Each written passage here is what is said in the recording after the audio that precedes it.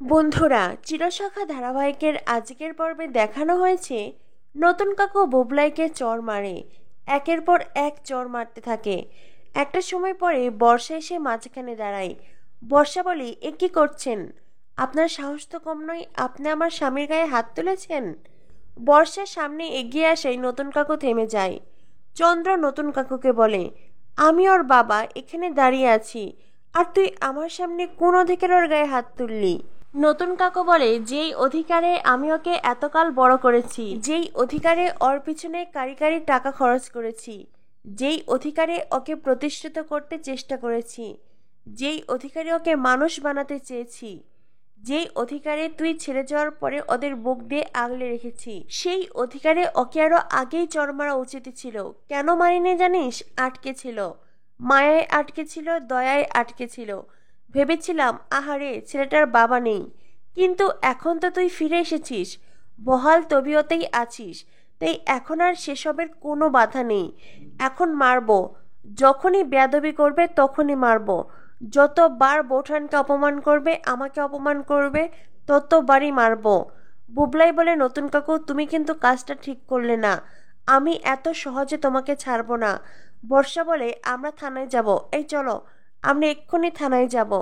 নতুন কাকু বলে, যেখানে ইচ্ছে যাও, যা খুশি করো, তার আগে এই বাড়ি থেকে বার হয়ে যাও। ভুলে যেও না এই বাড়িটা আমার, তাই আমি যাকে চাইবো বাড়িতে রাখবো, যাকে চাইবো না তাকে বাড়ি থেকে বার করে দেব।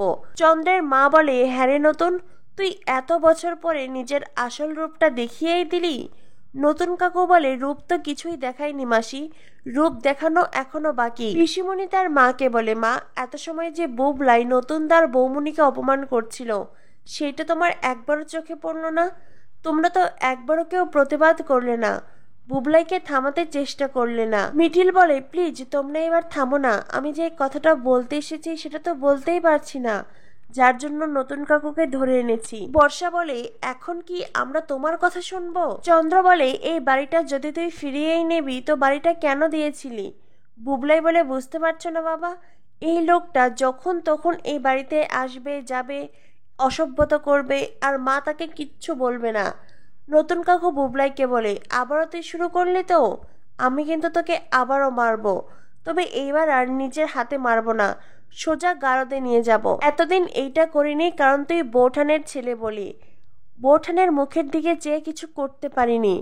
কমলিনী বলে, ও যা অসভ্যতামি শুরু করেছে তাতে আর আমার দিকে চেয়েও না, তোমার যা মন চায়, যা শাস্তি দিতে ইচ্ছে করে তুমি দাও। এমনিতেও ও আমাকে যেভাবে যতবার অপমান করছে, তাতে করে ওকে আমি তেজ্যপুত্র করব। বুবলাই বলে, তুমি আমাকে কি তেজ্যপুত্র করবে?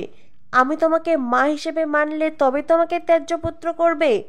বাবিল তখন বুবলাইকে বলে, চুপ কর দাদা, অনেক বলেছিস তুই। নতুন কাকু যদি তোকে চড় মেরে কিছু অন্যায় করেও থাকে, তুই সেটাকে ইনভাইট করছিস। হ্যাঁ মানছি, তুই হয়তো নতুন কাকুর গায়ে হাত তুলিসনি, তার চাইতেও বেশি অপমান করেছিস। পিসিমণি তখন বাবিলকে বলে, তুই থাম বাবিল, ওর কি সেই বোধবুদ্ধি আছে নাকি? সেটা বোঝার ক্ষমতা থাকলে তো হতোই। নতুন কাকু চন্দ্রকে বলে, আমি তো এটাই বুঝতে পারছি না, এতদিন পরে তুই এই বাড়ি নিয়ে কেন উঠে পড়ে লেগেছিস? এই বাড়িটা তো কখনোই তোর ছিল না। হ্যাঁ, তোরা এই বাড়িতে ভাড়া থাকতিস, তুই চলে যাওয়ার পরে এই বাড়িটা কিনে আমি বৌঠান আর মাসির নামে লিখে দিয়েছিলাম। হঠাৎ মাসির বিবেক জেগে উঠেছিল, তাই মাসি আবার সেই বাড়িটা আমাকেই ফিরিয়ে দিয়েছিল। তখনই মিঠিল বলে, প্লিজ তোমরা থামো, এবার আমাকে অন্তত কথাটা বলতে দাও। তখনই চন্দ্র বলে, এই তুমি যখন তখন হুটহাট এই বাড়িতে কেন আসো বলো তো? এখনো তো তোমার সাথে বাবিলের বিয়ে হয়নি। বাবিল বলে, মানছি মিঠিলের সাথে আমার বিয়ে হয়নি, তা বলে মিঠিল এই বাড়িতে আসতে পারবে না তেমনটা তো নয়। আমি মিঠিলকে সে অধিকার দিয়েছি, আমার মা মিঠিলকে সে অধিকার দিয়েছে, পরিবারের প্রত্যেকে দিয়েছে। মিঠিল যখন ইচ্ছে এই বাড়িতে আসবে, যখন ইচ্ছে অন্যায়ের বিরুদ্ধে প্রতিবাদ করবে। এরপরেই মিঠিল চন্দ্রকে একটা ঠিকানা বলে, যেটা শুনে চন্দ্রর চোখ বড় বড় হয়ে যায়। উপস্থিত কেউই বুঝতে পারছে না কিসের ঠিকানা। মিঠিল বলে, কি হলো আঙ্কেল, আপনার কি কিছু মনে পড়ছে? চন্দ্র বলে, না, আমি বুঝতে পারছি না তুমি কি বলছো, আমি এই ঠিকানা চিনি না। মিঠিল বলে, এই ঠিকানায় তো আপনি গত বছর আপনার ওই পক্ষের মেয়ের খুব ধুমধাম করে জন্মদিন পালন করেছিলেন। কথাটা শুনে চন্দ্র আরও চোখ বড় বড় করে। চন্দ্র মিঠিলকে বলে, ভুল কথা, এইসব ভুল বলছো তুমি। মিঠিল বলে, আমার কাছে সেই প্রমাণ আছে, আমার কাছে কতগুলো ছবি আছে। আন্টি, এই ছবিগুলো বরং তুমি তোমার কাছেই রেখে দাও। এই বলে মিঠিল ছবিগুলো কমলিনীর কাছে রাখতে চায়। তখনই স্বতন্ত্র বলে, না না, এইসব ছবি বৌঠানের কাছে রাখা নিরাপদ নয়। এইসব ছবি আমাকে দাও, আমার কাছেই থাকবে। চন্দ্র বলে, এই সব কিছু মিথ্যে, ভুল। এই মেয়েটা মিথ্যে কথা বলছে। এই মেয়ে যে ঠিকানার কথা বলল, সেইটা আমি যে হোমে ছিলাম সেই হোমের ঠিকানা। বাবিল বলে, বাবা, এত সময় তো তোমার কিছুই মনে পড়ছিল না, এত সময় তো তুমি চুপ করেছিলে, কিচ্ছু মনে করতে পারছিলে না। মিঠি বলে, আমার তো তোমাকে বাবা হিসেবে ভাবতেও লজ্জা করছে। ছি ছি ছি ছি, সন্তানরা তাদের মা বাবাকে নিয়ে গর্ব করে, আর তুমি তুমি তো নিজের সন্তানকে স্বীকৃতিই দিতে পারছো না। তুমি তোমার সন্তানকে সকলের সামনে স্বীকারই করতে পারছো না। আমি যদি একদিনের জন্য তোমাকে বাবা হিসেবে ডেকে থাকি, তো সেইটা আমার জীবনের চরম ভুল, চরম ঘৃণা হচ্ছে আমার সেইটা ভেবে। ঠাম্মি বলে, এই তোরা সবাই মিলে আমার ছেলের সাথে এমনটা কেন করছিস রে? কেন ওকে এত কথা শোনাচ্ছিস? বুবলাই বলে, বুঝতে পারছো না ঠাম্মি, কেন কথা শোনাচ্ছে? বর্ষা বলে, কারণ ওরা কেউ চায় না যে বাবাই বাড়িতে থাকুক, সবাই বাবাকে এই বাড়ি থেকে বার করে দিতে চায়। কিন্তু আমরা থাকতে সেটা কোনো দিন হতে দেব না।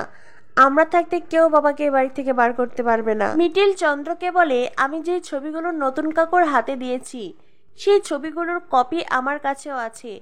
এই ছবিগুলোর সত্যতা আমি জানতে চাই। আপনি বলছেন এই ছবিতে যেটা দেখা যাচ্ছে আপনার মেয়ের জন্মদিন, যেটা কিনা আপনি হোমে পালন করেছিলেন, আসলেই কি তাই? হ্যাঁ, আপনি যদি বলেন আমি বাইরের লোক, আমি কেন এই সব ব্যাপারে নাক গলাচ্ছি, তবে আমি বলতে চাই, আমি বাহিরের লোক হলেও আমি কাকিমার কাছের লোক। আমি কাকিমার সাথে জড়িয়ে আছি, ঠিক যেমন নতুন কাকু জড়িয়ে আছে। একটা মানুষকে আপনারা সবাই মিলে পিষে মারবেন, তা তো আর হতে পারে না। আপনি যদি শুরুতেই সব কথা স্বীকার করে নিতেন, তো এগুলো কিছুই হতো না। এখন আমরা কোর্টে যাব, কোর্টে যেই সিদ্ধান্ত নেবে সেটাই হবে। শেষ কথা আমরাও বলবো না, আর আপনিও বলবেন না। পিসিমণি তখন চন্দ্রকে বলে, এই যা কিছু হচ্ছে না, সবটা তোমার জন্যই হচ্ছে দাদা ভাই। এখনো সময় আছে, সবটা স্বীকার করে নাও, সত্যিটা বলো। চন্দ্র বলে, আমি কি বলবো, আমি তো বুঝতেই পারছি না। আচ্ছা মা, তুমিই বলো না, একজন মানুষ যার স্মৃতিশক্তি নেই, তাকে দিয়ে কে কি করালো, তাতে তার কি দোষ বলো তো? চন্দ্রের মা তখন চন্দ্রকে সামলাতে চেষ্টা করে, আর এরপরে কমলিনীকে ছোট বড় অনেক কথা শোনায়। চন্দ্রর মা চন্দ্রকে বলে, তুই কাঁদিস না বাবা, কোর্টে যদি যেতে হয় তুইও নিজের সব কথা বলবি, আর আমিও বলবো এই বাড়িতে আমার বৌমা কি কি ব্যভিচার করেছে। কথাটা শুনে কমলিনী যেন আকাশ থেকে পড়ে। ছেলে মেয়েদের সামনে কমলিনীকে এমন একটা কথা শুনতে হলো। কমলিনীর চোখে জল ছলছল করে, কাঁদতে কাঁদতে হাসি মুখে কমলিনী তার শাশুড়িকে বলে, শেষ অবধি আপনি এই কথাটা বলেই ফেললেন মা। অসাধারণ, খুব ভালো বলেছেন আপনি। ওপরে ঈশ্বর আছেন, উনি সব দেখছেন, নিশ্চয়ই উনি সব বিচার করবেন। এই বলে কমলিনী নিজের ঘরে চলে যায়, আর কমলিনীর শাশুড়ির মুখটা ছোট হয়ে যায়। তো বন্ধুরা, কি হতে চলেছে চিরসখা ধারাবাহিকে পরবর্তী আপডেট পেতে আমাদের সাথেই থেকো। ধন্যবাদ সবাইকে।